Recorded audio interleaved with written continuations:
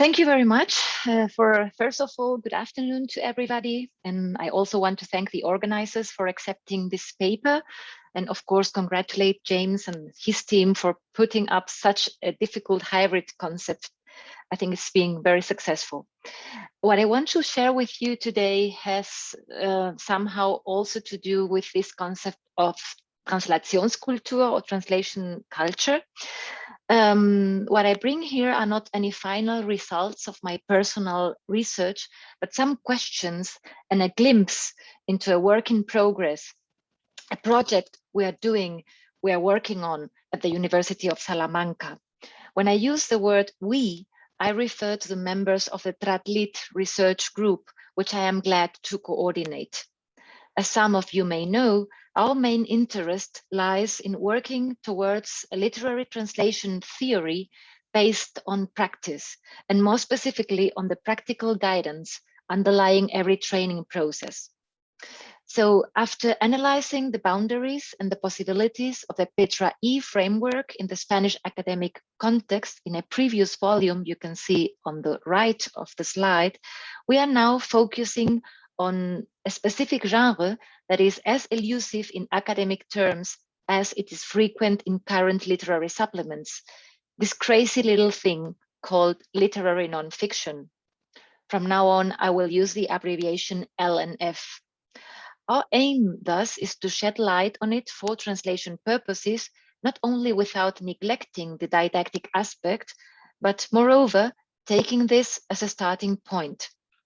What follows then is a Spanish-speaking contribution to the LNF translation debate that is going on in the English and French-speaking world. Therefore, I will follow this very brief outline you can see on the slide. As for the definition problems concerning nonfiction, we can say that although it seems to dominate today's literary production, at least in the Western world, it is not easy to find a satisfactory definition, satisfactory in the sense of comprehensive, canonical, or useful for training purposes. What we find, though, is a number of terms that coexist, like creative/narrative/literary/new nonfiction, faction, together with words like essay or memoir, that can be fruitful, but also confusing in languages and literary traditions other than English. Among other terms like autofiction, microfiction, or docufiction. The Merriam-Webster dictionary defines nonfiction as writing or cinema that is about facts and real events, which is quite general and challenging in this area of fake news. Specialized dictionaries like the Oxford or the Routledge Dictionary of Literary Terms don't list nonfiction as an entry. And some writers, especially those coming from journalism, even deny its very existence. Here you can read a quote by Philippe Lançon, taking from his novel Le Lambeau, in which he strictly rejects a strong separation between fiction and nonfiction. In his view, everything's fiction, everything's a narrative. However, there seems to be consensus about tracing the origins of nonfiction back to Truman Capote's In Cold Blood, which is considered as a milestone of faction. And at the same time, the Nobel Prize awarded in 2015 to Svetlana Alexievich has been seen as the ultimate validation of nonfiction as a genre. Nonfiction is thus used as a kind of umbrella term for the narrativization of real-world facts. At the same time, almost all bestseller lists in the world distinguish between fiction, nonfiction, Fiktion, non-fiction, or in German, they use Belletristik and Sachbuch. As the Tract research group based at the Sorbonne puts it, the question raised by the categorization of such texts lies at the heart of national and international debates. This is somehow paradoxical. On the one hand, there is apparently no consensus, either academic or professional, about a single term and its definition, but on the other, we all seem to agree on what we are talking about. Maybe there is no need for a definition, but this somehow may collide with the very concept of theory or with the needs of a training situation. Or does it not? If we take a look at nonfiction from a translation perspective, we come to a similar conclusion. Let me distinguish between an academic, a professional, and a didactic perspective. As for the academic discourse, until very recently, there was no much literature on the translation of literary nonfiction. First, I like to mention Josep Marcos' analysis model to be found in his article, Translating Literature of Ideas. Marcos' comprehensive model is a very good attempt to systematize part of the problem. Relying on systemic functional linguistics, he focuses on the subgenre essay, not scientific, but historical in this case. Secondly, we can find a chapter on literary nonfiction by Emily O. Whitman in the Routledge Handbook of Literary Translation that offers a nice historical overview of literary nonfiction works translated into English, but considered from a strictly descriptive Anglocentric perspective. Third, by very recently, I mean exactly 3 weeks ago, when the Tract Research Group, based in Paris, as I said, held a conference entitled Fiction, Nonfiction, What Can Translation Add to the Debate? Unfortunately, we couldn't attend the Journée d'études, but we are familiar with their podcast and looking very much forward for a forthcoming publication. The Tract Group suggests a threefold interdisciplinary approach to the topic, dealing with first the classification of nonfiction. This means addressing possible subgenres like biography, autobiography, and of course, translators' biographies and autobiographies as well, why not? Diaries, travelogues, investigative journalism, but also including more recent forms like autofiction and microfiction. Another approach would be to study the methods and postulates of literature in comparison to those employed in the social sciences. And last but not least, we can also analyze the discourse used in nonfiction. This would mean revisiting key concepts like the pact with the reader, the willing suspension of disbelief, which can affect the use of documentation, bibliographic references, and of course, the concept of the author's responsibility and its consequences. If we get a closer look at the Tract Conferences program, we can find very interesting papers, mostly based on different case studies. On a professional level, looking at different cultural institutions giving translation grants, and I think this has also to do with this concept of translation culture, we can see that they all include literary nonfiction among their eligible works, although they don't use a clear-cut definition either. Some of them distinguish between nonfiction and biography and memoir. Others speak of narrative fiction and narrative nonfiction. On this slide, you can see some extracts taken from the Canadian Council for the Arts, the New Books in German, the Dutch Cultural Foundation, and the Spanish Ministry of Culture websites. Quite interesting to this respect is the French Centre National du Livre, which defines their eligible works ex negativo. They just give a list of everything that is not funded. As for translator training, there is still less to be found. We shall mention some contributions by practitioners like Clifford Landers. We had him today, yesterday already mentioned in another paper. In his practical guide to literary translation, he states that there are no uniquely non-fictional translation skills, but also lists some advantages, what he calls advantages, for literary nonfiction translators, like the fact that footnotes are commonly allowed. Nonfiction texts usually have a constant tone and a single voice. This is, of course, a strong generalization. Factual content is more important than style, and paratext are maybe more permissible than in other strictly literary fictional genres. He also stressed that long multi-volume nonfiction works can be done in teamwork by many translators, and that government-sponsored translation is virtually always nonfiction. But we cannot neglect the fact that Landers wrote this 2001, and 20 years after that, I think that this literary nonfiction genre is living like has exploited in a sense and is very fashionable right now. If we have a look at the German-speaking literature, Martina Hesse-Huber and Norma Kesslers have a very informative article in which they present a nice diagram about the differences and similarities in translating instruction manuals, fiction and non-fiction that is useful for training purposes. This is the diagram you can see on the left of this slide with the overlapping zones, areas for the three different kind of texts. And last but not least, although the Petra-E framework does not address this topic directly, I think that there are three competencies that could be especially interesting for literary nonfiction translation training purposes. And especially number 4, the heuristic competence is important when dealing with references, documenting source text, and so forth.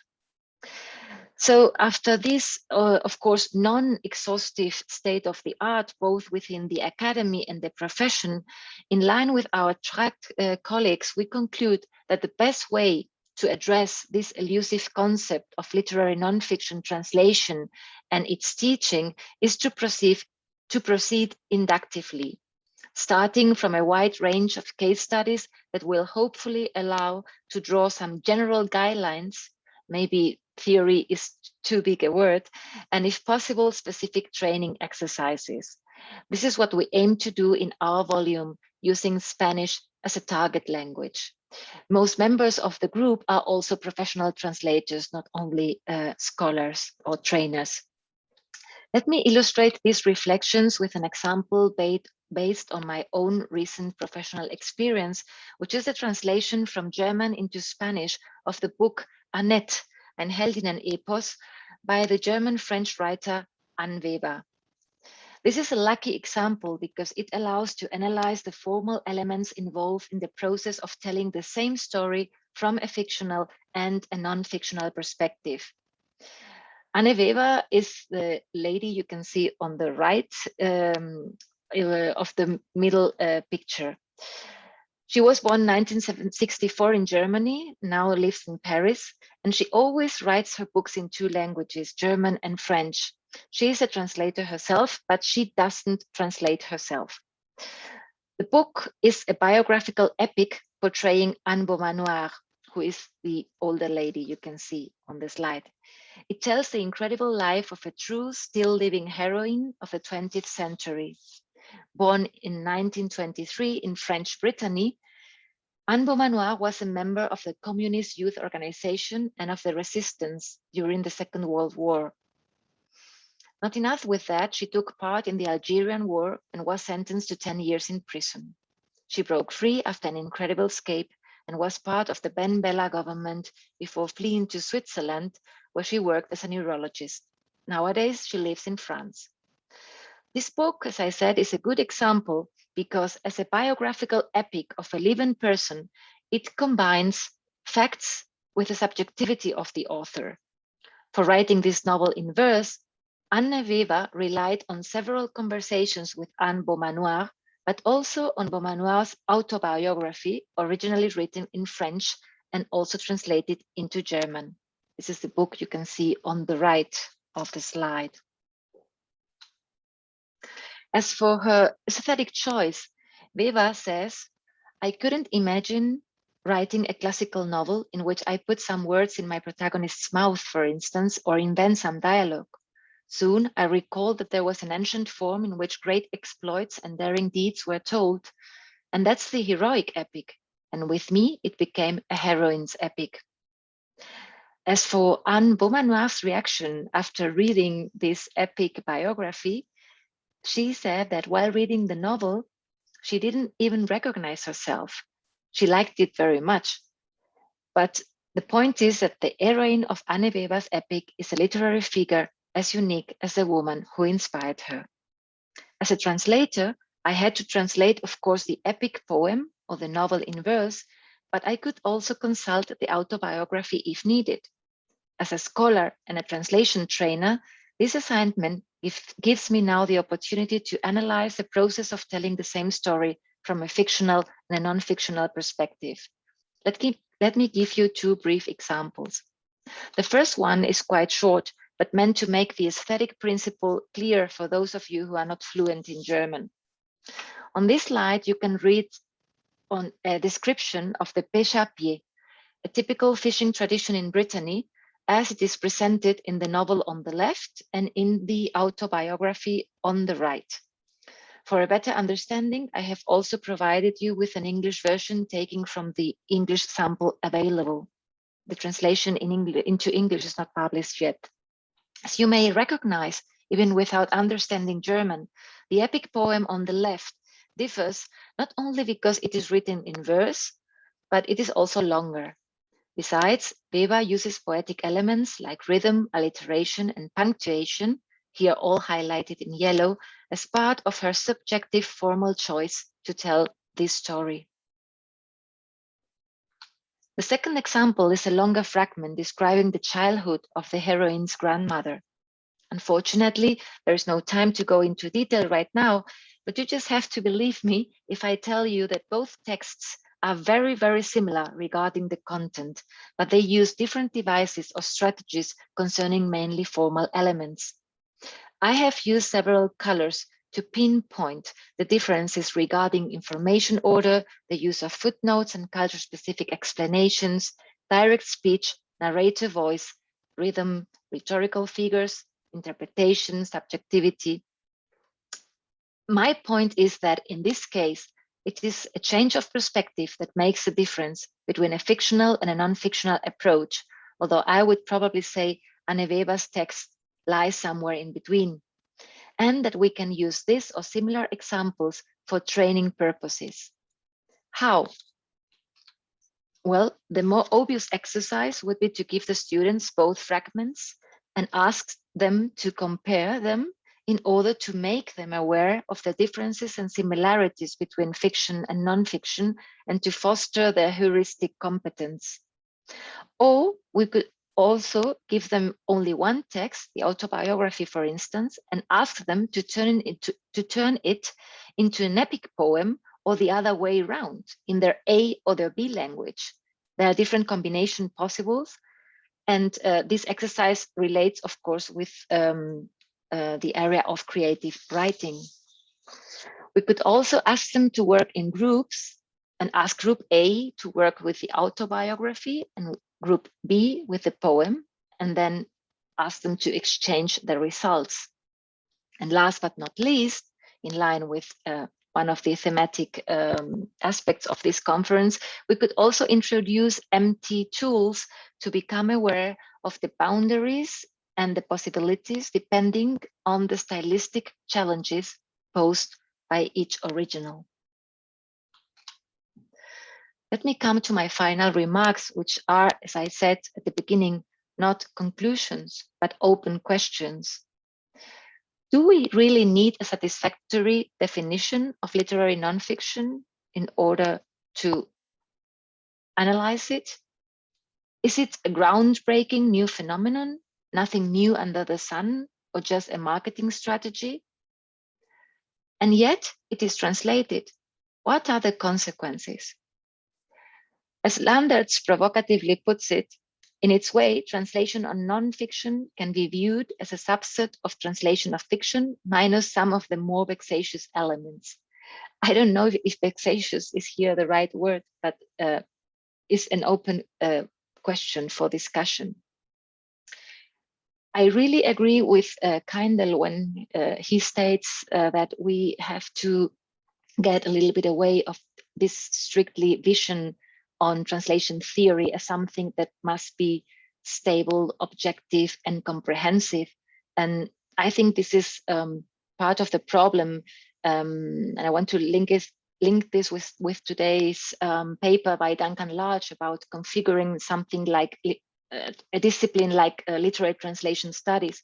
In my view, the problem is that literary translation is very difficult to generalize, to systematize, so to speak. So our suggestion is an inductive approach, and that we do not come around this inductive approach that allows us to come up with general guidelines. And in this sense, we think that training situations are a perfect platform to put all our hypotheses to the test and to find this missing link towards something like a nonfiction, literary nonfiction translation theory based on training and practice. So this is what some of us are doing in Salamanca about this little thing called literary nonfiction.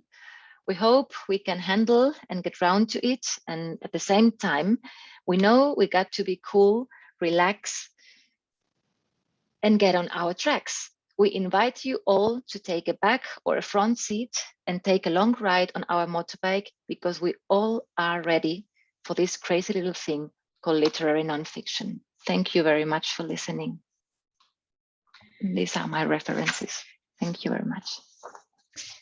Thank you, Belén. It was really a very interesting topic and talk that you gave us. And Peter has already a remark that I would like to read. Unfortunately, nonfiction is often still the big unknown. I remember that I had to look for Alexiewicz's work in the bookshop in the history section, which might be quite misleading for the potential reader. I don't know if you would like to comment on this. Yes, of course, I really agree with that. And as I said, Alexievich Nobel Prize was like a validation coming from the academia saying this is literature as well. And one of my question is whether this nonfiction as a label isn't just a marketing product or a way of organizing translation grants or bookshelves in a book on a bookstore. So, however, we think that there are some differences when working with fiction and nonfiction, and this difference may be useful and fruitful for training purposes. So this is what we are trying to analyze in our project. But as I said, it's a work in progress. So we look forward to see if we can get up some guidelines or general guidelines after analyzing different case studies. But thank you very much for the comment. Thank you. And I was asking myself, how do you cope, for instance, with some fiction texts that do imitate nonfiction, for instance? I mean, the literary text, literary fiction can include also and imitate nonfiction. So how do you cope with that? I mean, it's really difficult to distinguish and different categories. And is it? Yes, of course, the limits are blurred. A colleague of us is working on a German novel by German-speaking novel by the Austrian author Marlene Haushofer, and there she introduces a Bericht, like a record, a technical record, as part of the novel. And I think that one of the main points is that we defend this idea of an all-round translator. You know, that even if you don't like nonfiction or you would never translate a biography, you must be ready to translate a technical report or a medical examination as part of a fiction novel. So and therefore you have to be aware about research competence or this heuristic competence applied to many kinds of text. And on another important point is that we always make, or we try to make in Salamanca in our literary translation teaching, is that there is nothing like this high culture literature translation and then biographies and memoirs of, let's say, whatever celebrity, Kim Kardashian, whatever. This is just another book, and it poses just different challenges, and a professional translator must be ready to cope with all kinds of texts. Thank you, Belén. I completely agree with you on that one. Do we have